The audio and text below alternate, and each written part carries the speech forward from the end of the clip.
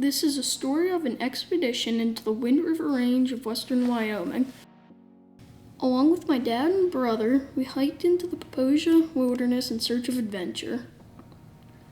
At the Roaring Fork Trailhead, we did our final packing and set off down the Stow Creek Trail. This trail wound up and over a 10,500-foot ridge and down into the Stow Creek Basin. We were weighed down with food and gear for a week in the mountains, so the climb was difficult.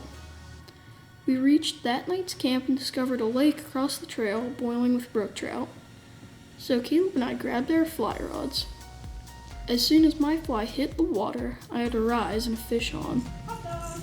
We caught a lot of fish and felt like this evening alone made the hard hike worthwhile.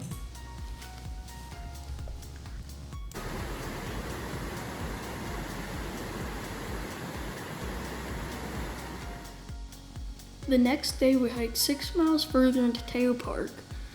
Along the way, we fished for brook trout in the middle fork of the Paposia.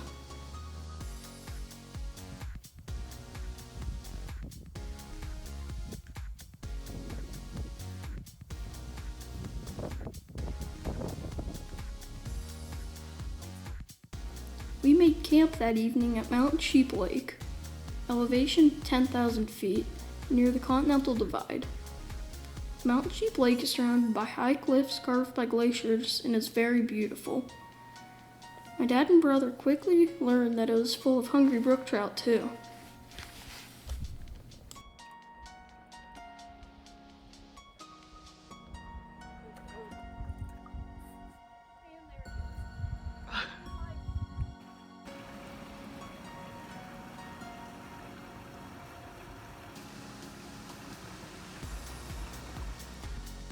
We had come to Wyoming in search of golden trout. The high lakes along the Continental Divide are home to these rare trout. And with the third day of hiking, we finally reached one of these lakes, Moon Lake. Fishing was slow, but we found a few trout in the outlet and struck gold. These fish may have been small, may have been hybrids too, but they were still as beautiful as can be.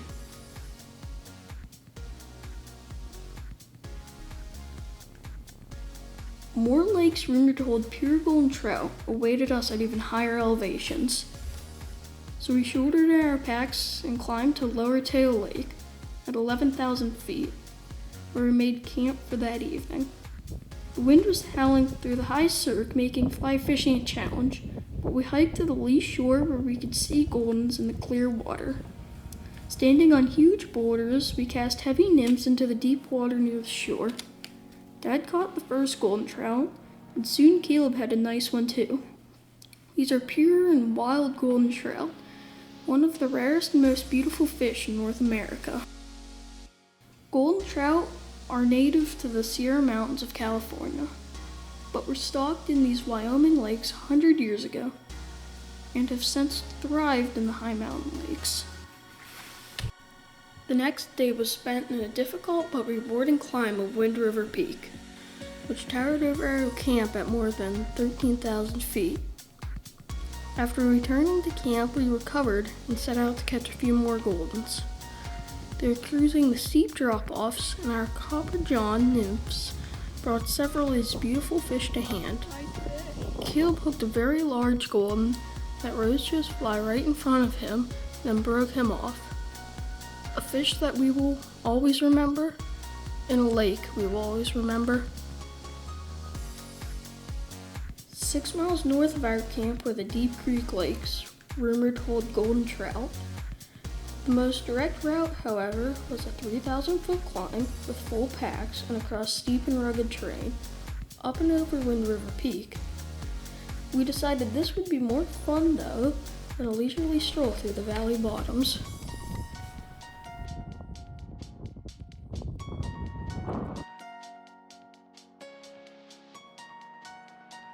Upper Deep Creek Lake proved to be the most magical of them all, with the huge cirque of Wind River Glacier literally hanging over the lake.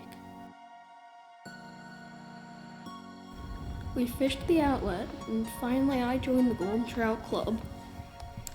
There's a little beach spot right by the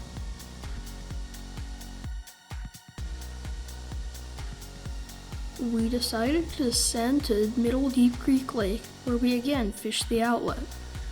Dad insisted the little stream was too shallow to hold large fish, but I proved him wrong by catching a nice Yellowstone cutthroat.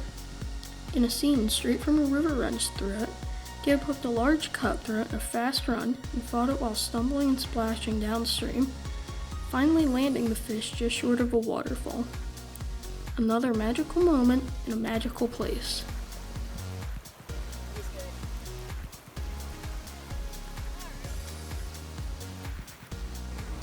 Sadly, it was now time to begin our hike back out.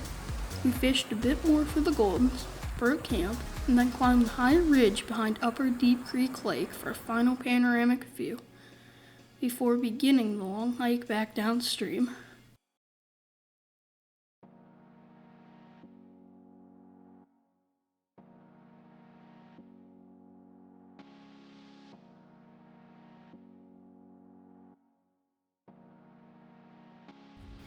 On the bright side, we took the opportunity to fish for brookies along the way and caught a number of nice fish. Brook trout are beautiful and fun to catch, but in these rivers they are an invasive species, displacing the native fish. We should have been catching cutthroats, but they've been pushed to the headwaters above waterfalls, impassable to the invaders. Let me see what you got, Caleb.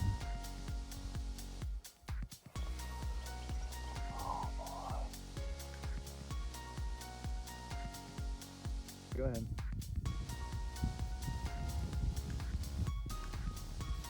We hiked through Pinto Park and eventually reached the middle fork of the Pocosia, set up camp on the riverbank, and spent the remainder of the evening fishing in the Sawsum River. We caught even more brookies, several of which we roasted over the fire and had for dinner.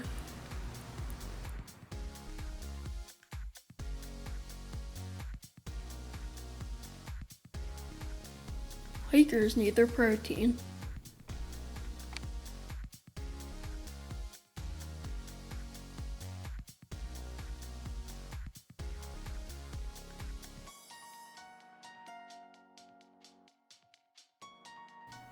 We woke to the sound of water, rolled out of the tent, grabbed the rods, began fishing again, determined to make the best out of our short time remaining in the Pocosia. To our surprise, we landed a number of Arctic grayling.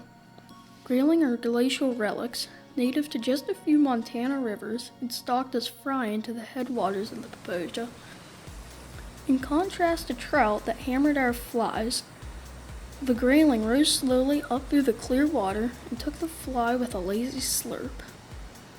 We broke camp and hiked downstream, stopping along the way to cast into good-looking pools. One of these pools yielded several rainbow trout, our fifth species of Simonidae on this hike.